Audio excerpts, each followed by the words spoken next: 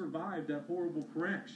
We're going to hear now from a truck driver and some other people, drivers that experienced just an absolute nightmare condition on I-75 when they started slipping, sliding, spinning around, and hitting each other in this horrible accident here on the highway. Let's take a listen. I think first we're going to hear from the tractor-trailer driver from Ohio who experienced this awful crash. Just the snow, all at once it went white, and you start seeing the headlights flipping around, brake lights everywhere, and you stopped. What happened after this? When I finally looked in the mirror, you could just see it behind me, just piling up, piling up, piling up, and then it's over. You had to stay in your cab then? Yeah, I just stayed where I was. I got out to make sure the two people who were behind me were okay. Were they okay? Yeah, they seemed to be all right. I mean, they got up underneath my trailer a little bit, but minimal damage, so they seem to be okay.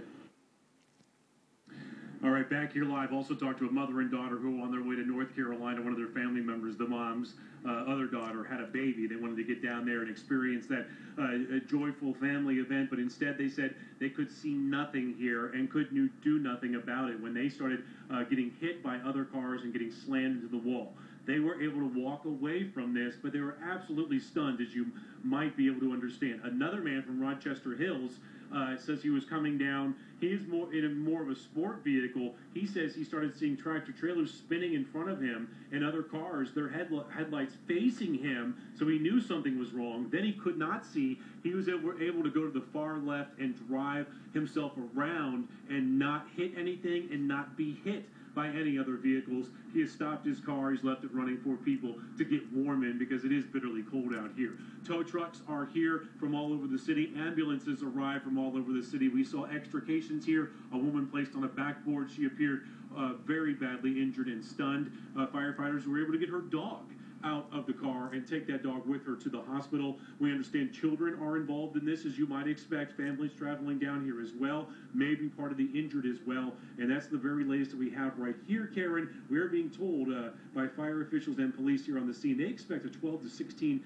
hour delay in getting this highway cleaned up and back open, but right now the thoughts are with the injured and the people that lost their lives up here today, Karen. Definitely our thoughts are with those and those who are still awaiting information. I imagine it is completely heartbreaking if you're trying to find out if one of your loved ones happened to be traveling down this stretch of road. We are trying to bring you all the latest information. We also have crews headed to the hospital so we can, of course, let you know who is injured, who has been affected. Chauncey Glover is also continuing our coverage on this. He joins us on the other end of the accident. Chauncey, folks are just joining us in the noon hour, so let's set the scene again. Sean explained exactly what happened by the bridge where he was.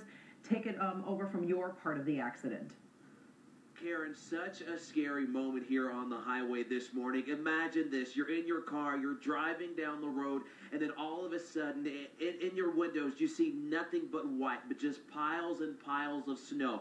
That's what drivers are describing as to what happened here this morning. And then all of a sudden, you can't see anything, and then you begin to hear crashes. Your car is sliding from side to side, hitting other cars. Such a scary moment, a horrific crash here. Investigators tell me they are still assessing the scene. Right now, they're trying to get everything cleaned up. It's being described as it's going to be a long day, a very tedious task to get all of this wreckage cleaned up. About 35 cars involved in the pileup this morning, and about 200 cars are still here on the road. They may not have been involved in the crash, but there are people here who are still caught in between the wreckage. Once again, Michigan State Police confirming 2 adults did lose their lives in this horrible crash. I'm told up to 20 people have been taken to local hospitals, including children. Now, investigators with the Michigan State Police tell me this is how it happened. The crash initially started there on Dearborn Avenue. It involved 2 cars, and they started spinning out of control, and then some semi-trucks also got involved in that crash. They describe it as pockets of crashes. So you may go a few yards, you see one crash, and then a few more yards, and then you see some more cars involved, and a second crash. And I'm told it spans from Dearborn Avenue all the way here to Springwell, probably about a mile. Such a horrific crash here. I had a chance to speak with one of the survivors, Mr. James Easel. He talked about how he was driving, and then all of a sudden he couldn't see anything, and it was very emotional for him when he got out of his car and he looked around and saw all the wreckage, and he thanked God that he was able to walk away. It's a mess. It was a mess. Like I said, I was coming down 75. It was a whiteout. I started braking, couldn't see nothing. I clipped the truck. I done a 360, hit the wall. Next, I looked in my mirror. The semi truck, jackknife. He's coming over. I thought it was over with. Couldn't see nothing. Yeah, it was a scary moment there for Very you. scary moment.